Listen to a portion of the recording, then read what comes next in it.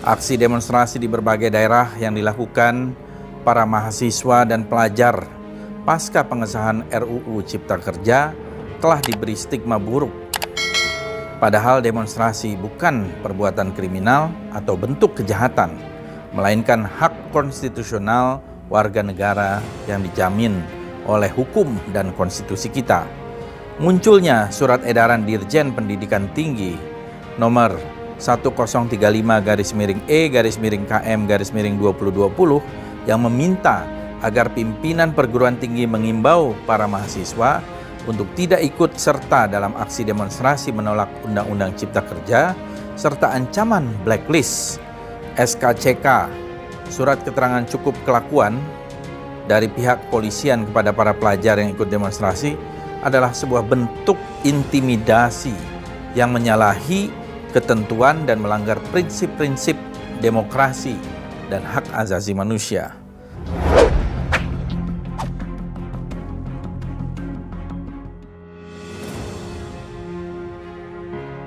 Tidak usah mengancam mahasiswa, demo itu hak konstitusional, ungkap Fadlizon. Wakil Ketua Umum Partai Gerindra, Fadlizon mengkritik adanya ancaman terhadap pelajar dan mahasiswa berkaitan dengan aksi demonstrasi dalam rangka menolak Undang-Undang Cipta Kerja. Fadlizon juga menyebutkan bahwa tak seharusnya mahasiswa diancam dalam menyalurkan aspirasinya. Mereka merupakan warga negara yang dilindungi konstitusi. Pelajar dan mahasiswa yang ikut demo tak seharusnya diancam karena demonstrasi bukanlah perbuatan kriminal. Menurut Fadlizon, demonstrasi bukanlah bentuk kejahatan, melainkan hak konstitusional warga negara yang dijamin hukum dan konstitusi. Fadlizon juga menyoroti munculnya surat edaran Dirjen Pendidikan Tinggi bernomor 1035-E-KM-2020 yang meminta agar pimpinan perguruan tinggi melarang para mahasiswanya untuk tidak ikut serta dalam aksi demonstrasi menolak Undang-Undang Cipta Kerja. Surat semacam itu harusnya dikecam karena merupakan bentuk intervensi terhadap hak-hak politik dan kewarganegaraan yang dimiliki para mahasiswa. Surat semacam itu adalah presiden buruk. Kemendikbud RI menurut saya telah melanggar batas kewenangannya. Demonstrasi adalah bentuk ekspresi politik dan hak kewarganegaraan yang dijamin tegas oleh konstitusi. Pemerintah, baik polisi atau Kemendikbud, tidak bisa menjadikan pandemi sebagai dalih untuk membatalkan hak yang dimiliki oleh para pelajar dan mahasiswa itu. Atau sejenisnya, dipaksa misalnya, ini yang dilarang undang-undang. Kalau ikut karena kesadaran sendiri, aparat tidak boleh menghalang-halangi mereka. Pertanyaannya kemudian, apakah ketika anak-anak itu ikut demonstrasi menolak Undang-Undang Cipta Kerja, mereka ikut atas kemauan sendiri atau karena dieksploitasi pihak lain? Saya kira dan saya yakin para pelajar kita, terutama anak-anak SMA dan STM yang selevel, bukanlah anak-anak kemarin sore. Bahkan sejak zaman Belanda, para pelajar setingkat SMA sudah terlibat dalam berbagai aksi politik. Begitu juga yang terjadi pada tahun 1966, tahun 1998, para pelajar juga dengan kesadaran sendiri sudah biasa turun ke jalan. Pada usia itu mereka memang sudah melek politik. Jadi kalau ada yang meragukan atau mengecilkan kesadaran politik anak-anak SMA atau STM, orang itu pastilah buta sejarah. Kita ingat di masa-masa awal abad ke-20, para pelajar kita juga membangun sebuah organisasi, membuat sebuah kesadaran untuk merdeka kemudian hari.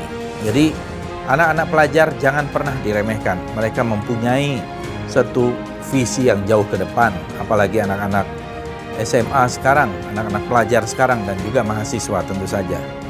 Kalau pelajar saja sejak dulu sudah biasa terlibat dalam aksi unjuk rasa, apalagi mahasiswa.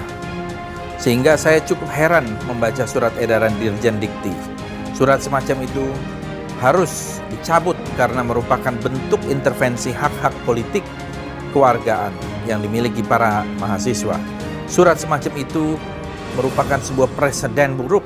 Kementerian Pendidikan dan Kebudayaan menurut saya telah melanggar batas kewenangannya. Perlu diketahui, berbeda dengan pelajar, para mahasiswa umumnya sudah pasti lebih dari 17 tahun. sebuah usia yang dalam sistem perundang-undangan kita tak lagi dianggap sebagai anak-anak. Pada usia itu, negara telah memberi mereka hak pilih serta sejumlah hak politik lainnya, termasuk kebebasan berserikat, berkumpul, sebagaimana warga negara senior lainnya. Hak politik itu melekat pada para mahasiswa, pada statusnya sebagai warga negara, bukan dalam status kemahasiswaan mereka, sehingga mengintervensi hak-hak politik kewargaan itu melalui status kemahasiswaan mereka adalah bentuk tindak sewenang-wenang, tidak arif dan cenderung anti-demokrasi.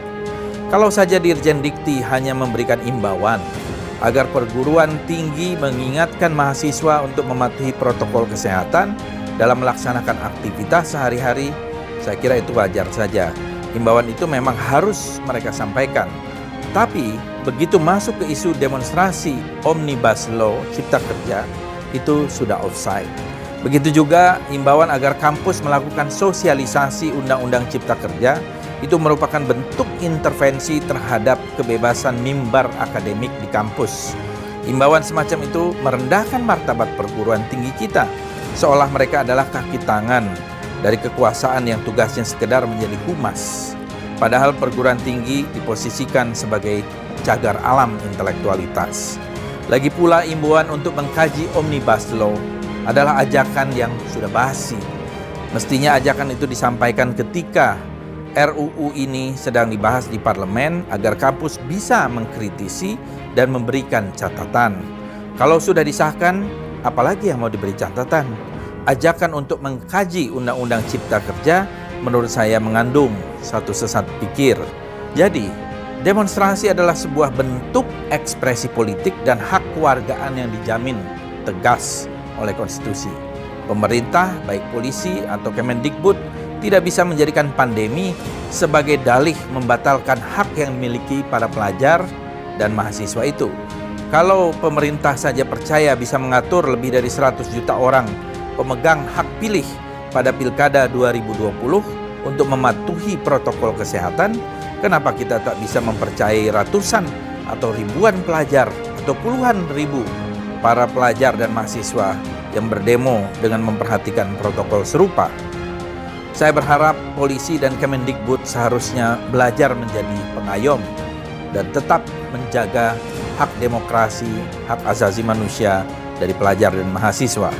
Pada tentu saja adik-adik pelajar dan mahasiswa, situasi ini memang dilematis. Saya kira harus diperhatikan protokol kesehatan dalam kegiatan apapun, dan kita mempunyai hak untuk memperjuangkan pendapat di muka umum dengan posisi sebagai warga negara Republik Indonesia yang dijamin oleh konstitusi kita.